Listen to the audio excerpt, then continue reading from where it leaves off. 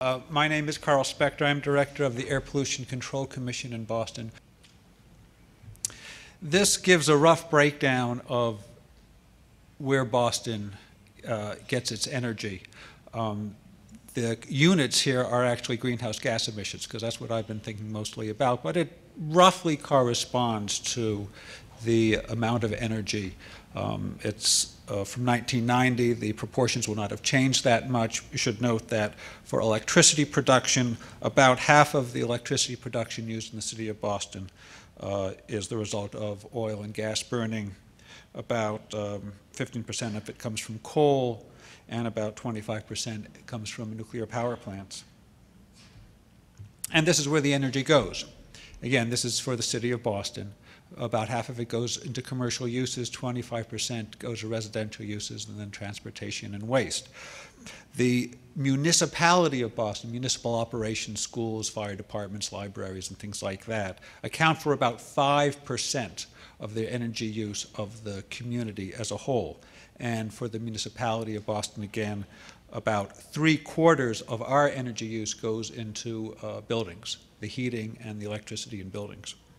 And I'm hoping to give you a few examples today of what Boston is doing to reduce the amount of energy that it's using and to change the sources of energy that it's using. We do this in order to reduce energy costs, to increase energy security and reliability, to reduce air pollution, and to mitigate climate change. Now, I should say that in none of the meetings in which I've participated in the last couple years has peak oil been raised explicitly as an issue. And sitting through this afternoon's sessions, I'm going to be going back thinking, how can it be introduced fruitfully into the sorts of policy discussions that we have at the city level? And I'll have a few comments about that at the end. Well, one of the first things we have to do is start changing how buildings are built at the city level. In 2002, the city of Boston completed its first green building. This is the George Robert White Conservation Center.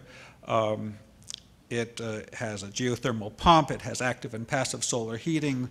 It has recycled materials and other green technologies. It's a bit of an experiment. It's a bit of a showcase. It sits in the Boston Nature Center, which is an urban nature center. It's run by the Massachusetts Audubon Society. It gets a lot of visitors, and we're very proud of it. A year after our first green building was completed, our first green public housing project was started. This is the Maverick Gardens. It was started in 2003. Some parts of it have been completed, though it's a 4-stage project, and it's not yet completed. It has 413 mixed income units. It includes a 41 kilowatt solar array. You can see some of the solar panels at the top. It has a 75 kilowatt gas-fired cogeneration unit. It has solar hot water heaters. It has efficient lighting and appliances. We are very interested, especially because of the housing problems in Boston, the high housing costs, the shortage of lower income housing, in applying green technology and energy efficiency in our public housing stock. And the city of Boston just received a $2 million grant from the Massachusetts Technology Collaborative that's going to be used through our Department of Neighborhood Development, that will allow us to incorporate renewable energy and energy efficiency and healthy home strategies in affordable housing. In particular, we're very interested in having integrated design processes that will allow us to integrate renewable energy strategies and energy efficiency strategies together. Several years ago, Mayor Menino appointed a green building task force that came forth with a set of recommendations on how to advance the green building agenda in the city of Boston. It was a public-private partnership. It included members of the building trades, other nonprofits, institutions, government representatives, and they had a whole series of recommendations. One of the major recommendations was that the city of Boston itself, in all future city facilities, build them to the LEED Silver standard. I'm sure most of you are aware of the LEED standards put out by the U.S. Green Building Council. The LEED standards include much more than energy efficiency, and start to address some of the siting issues and the reuse of brownfields, but energy efficiency is a major part of it, and the first LEED Silver building for the city of Boston is now being planned. It's going to be a police station in Charlestown, and there are other new facilities that are going to be following that. The city is insisting on LEED Silver for its own buildings because of the importance that we see in setting an example for private development. However, through the zoning powers that the city has, the city is going to require LEED certifiability for private developments of a certain size. In the city of Boston, any development greater than 50,000 square feet has to go through a design review by the Boston Redevelopment Authority. As I said, these buildings are going to be required to be LEED certifiable. It's going to be roughly equivalent to LEED certification, though formal LEED certification is not going to be required. The Boston Redevelopment Authority and a group of people, the Green Team we call them, from other agencies and City Hall are now working on developing the standards that will be used in determining whether private development meets this standard. A series of stakeholder meetings are being held this fall, and we hope to present the green standard to the Zoning Commission in January. We're taking several other measures to encourage other types of green building, green roofs. We hosted a green roof conference last May. This is on the left, you see a demonstration green roof that's on City Hall. We're starting to also give attention to our existing buildings. The mayor appointed an energy management board in 2003, and as a result of their work, there was an integrated energy management plan presented in 2005 that included a partial survey of 362 buildings in the city of Boston and focused particularly on the top 10 energy users.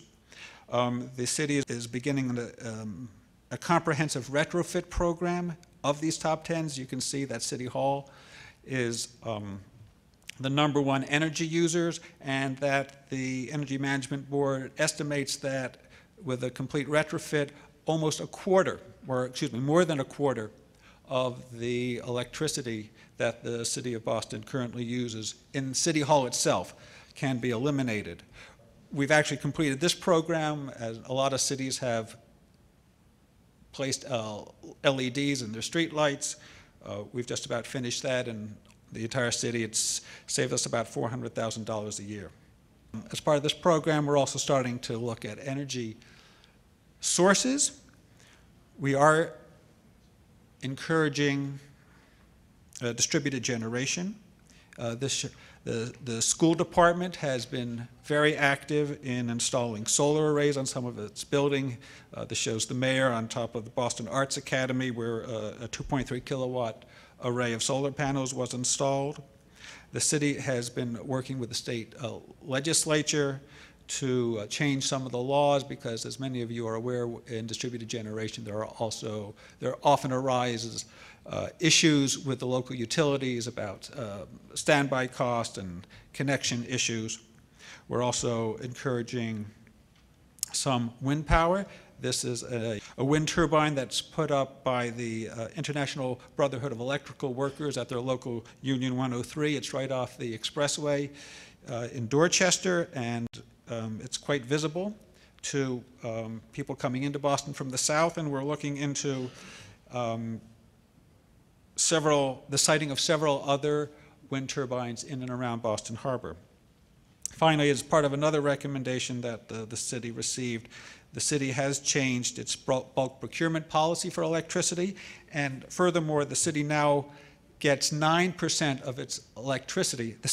For municipal operations, 9% of the electricity comes from renewable sources. This makes Boston the largest municipal purchaser of renewable electricity in New England.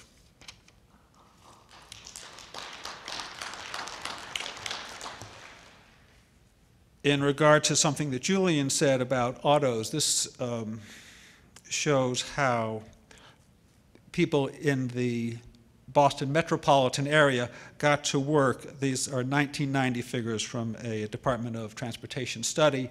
The 2000 figures are not much different. As you can see, about 3/4 of the people who went to work in the Boston area went in single occupancy auto. The city is trying to do a lot of things, obviously, to reduce the number of cars coming into the city. There are several 100,000 people drive into the city every day. We do a lot of working with the Massachusetts Bay Transportation Authority to increase the use of transit. All big projects, the same ones that will from now on require LEED certifiability, also have to negotiate a transportation access plan agreement with the City of Boston's Transportation Department, in which they are usually required to take measures to discourage commuters and to encourage use of transit, of carpools, of things like that. There are also parking freezes in several areas of Boston that my group administers. The idea basically is to cap the number of commercial parking spaces, and if the parking spaces aren't there, the cars won't come either. Boston is a very walkable city. A few months ago, many statues in Boston put on their sneakers and their athletic shoes to try to set a good example for people in Boston. We've instituted a green cab program at the Alt Wheels Festival on City Hall Plaza last month. The mayor introduced the first hybrid cab in the Boston fleet, and we are told that other cabs will be coming. This involved some changes in the regulations involving taxi cabs, but we are hopeful that this will spread. We've got an active anti-idling program to reduce the air pollution from idling, to reduce the energy use, obviously. There's a very extensive program to encourage city employees not to idle their vehicles, not to idle school buses. And again, my group is responsible for enforcing the anti-idling regulations throughout the street of Boston. To be completely up to date, I noticed this article in the paper a couple days ago that there was a new report that a new study that says Americans are burning nearly 1 billion more gallons of gasoline each year than they did in 1960 because of their expanding waistlines. And well, fortunately, Mayor Menino 3 months ago, back in August, launched a new anti-obesity program in Boston to encourage restaurants in Boston to serve more healthy meals. And so we are right on top of that one. And finally, in the city's fleet, we have started, starting last spring, we've introduced biodiesel into the mix of fuels that we use. All the diesel vehicles that come out of our central fleet now use a 5% biodiesel mix. We're starting to talk about going up to B10. And we have a new alternative fuel vehicle procurement policy that from now on, all new vehicles, to the extent possible, that the city purchases will have to be alternative fuel vehicles, hybrid vehicles, or vehicles that get equivalent fuel mileage. Finally, as I said, the peak oil has not been an explicit issue in any of the discussions that I've been involved in. And my time is up, otherwise I would like to think about with you, maybe we can talk about it in some of the questions, about what sort of arguments are useful in public policy. The climate change issue is getting a lot more visibility, as I'm sure all of you know, and in public policy discussions, it's starting to be explicitly acknowledged. I'm not sure how peak oil fits into that. Obviously, the measures that we take to address peak oil are, in many cases, the same. I'm concerned about there being, in some sense, a competing narrative. I don't want one issue. I wouldn't want one issue to distract from the other, and we just need to be careful that the two ideas work together rather than distracting one from the other. Anyway, thank you very much.